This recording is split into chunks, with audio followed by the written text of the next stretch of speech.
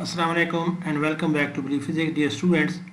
Henry Resnick and Walker के 24th chapter का problem number 27 है कि इसमें पूछा गया है कि इन फिगर 24.46 ये फिगर आपको सामने है।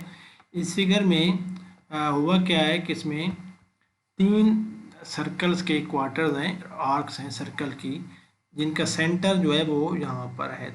लेकिन ये जो है ये इसका रेडियस है, ये इसका रेडियस है और यहाँ से लेके यहाँ तक ये सेकंड का रेडियस है और यहाँ तक थर्ड का रेडियस है। रेडियस तीनों के डिफरेंट हैं और उन पे यूनिफॉर्म चार्ज डिस्ट्रीब्यूशन है। Q1 is equal to 30 nano coulomb है।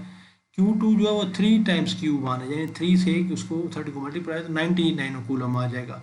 और Q3 is negative Q8 Q1 mean is -240 nano coulomb है।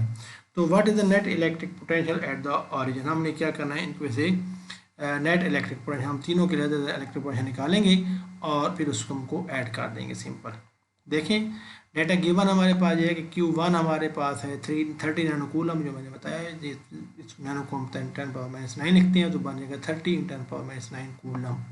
सिमिलरली Q2 जो है वो 3 Q1 है, मैंने 3 × Q1 कितना है 30 नैनो कूलम से मल्टीप्लाई कर 3 से तो बनेगा 90 × 10⁻⁹ कूलम।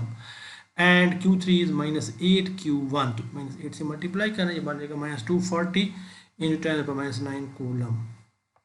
अब R1 गिवन है हमें 1 सेंटीमीटर है, R2 2 सेंटीमीटर है, R3 इज 4 सेंटीमीटर। तो हम तीनों को ऐसे हम क्या निकालते हैं ऑरिजिन पर अब potential. V1 is equal to 1/4πε0। Q1 over R values put करें, 1/4πε0 की वैल्यू 8.99 10⁻9 होती है newton metre square over coulomb square.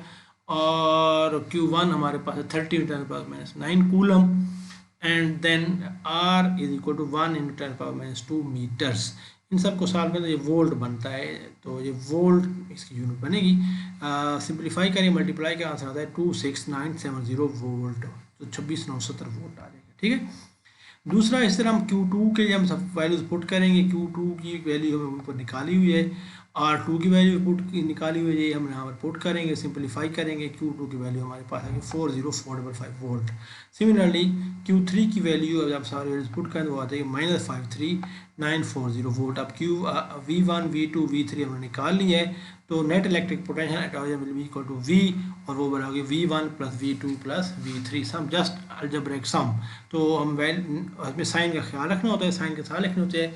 तो V1 हमारे पास 26970 वोल्ट प्लस V2 है 405 वोल्ट और V3 है -53940 वोल्ट।